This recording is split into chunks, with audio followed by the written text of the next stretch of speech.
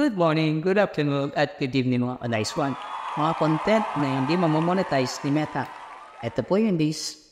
Number 1. Video na may watermark like TikTok, CapCut, o any man platform social media or editing software man, bawal po yan. Number 2. Mga video na alang damit pantaas, lalo na sa mga lalaki at sa mga bata, wag mo yan, wag po. Number 3. Mga video o live na pinuwaan sa labas o hindi nyo kontrol ng mga ibang tao sa paligid nyo. O insidente na nagpapakita ng mga nasukatan, nawalan ng buhay. May mga content creator ako nakita na flag dahil meron siyang nagkoko-stalkers sa pinaglayban niyang lugar. Kaya na-flag out siya. Meron pag isang content creator na nag-shampoo naman sa may ilog. Yes, nature po yan, kaya bawal yan. Kaya di pinakita ang brand ng shampoo kahit di pinakita or krimen o aksidente or video na may sakit na mayroong mga tugo o likito na lumalabas katawan. Maging mga hayop na nasasaktan, bawal po. Yes po. Favor. Number 4, copyright music. Mahaba yan at masalimuot. Kung gagamit mo kayo ng sounds o music, huwag niyo po papaabutin ng 1 minute pataas. Kasi for your earnings na dapat mapupunta sa inyo, mapupunta po sa may-ari ng music. Yes po, huwag niyong unang kumamit ng music po, lalo na dito sa REITs. Maliban na lang po, invited na kayo sa licensed music. Yes po, kung di maiiwasan sa Facebook Sounds Music Connection po kayo mag-download. Libre po doon. Ito po yung link. Yes, medyo okay? Bawal po ba yun? Yes. Hindi po copyright po kayo sa mga kasabi chope. Bawal lang kasi music na artist yan at big music producer ang mag-ahabol sa iyo yan. Hindi pwede yan sa real sigurado sa long length video ay pwede. Pwede yan, hindi mo siya pagkakitaan, hindi ka monetize. Yes po, pwede po yan. Pag video okay. Yes, basta pwede kayo mag-create ng profits sa content o sa music, sa product na ginawa ng mga artists. Ngayon po yun. Kahit ni-revenge po yan, kailangan niya ng permission para pa-revive nyo. At bago ko niya i-broadcast, kailangan niya permission niya sa mga music producer. Yes.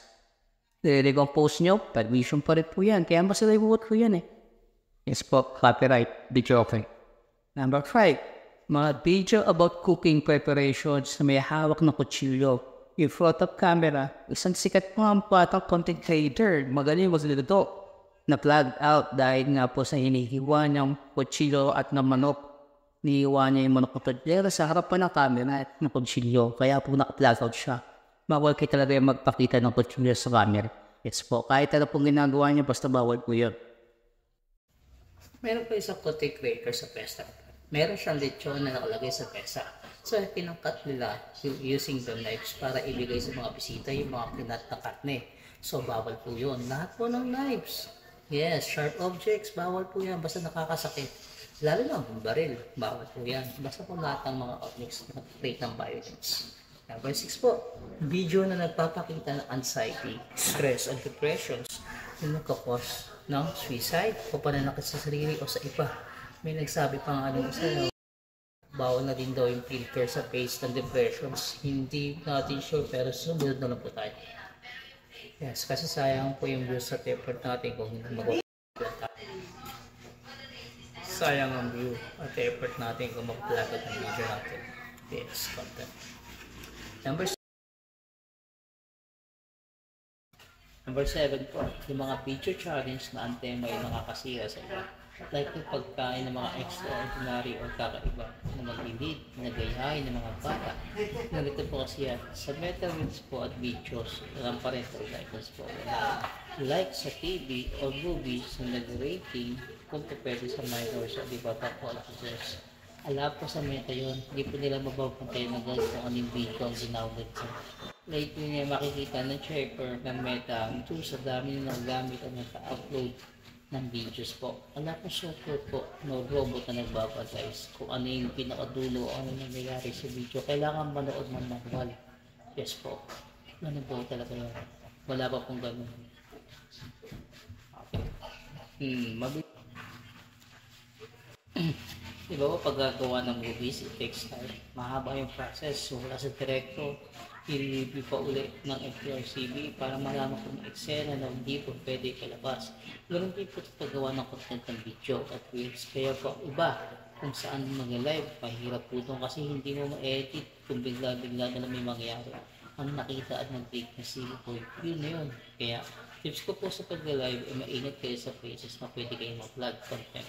Kaya dapat ang SOP po, SOP, mag-record kayo at i-review kung meron kayong malalabag na policy ng Meta.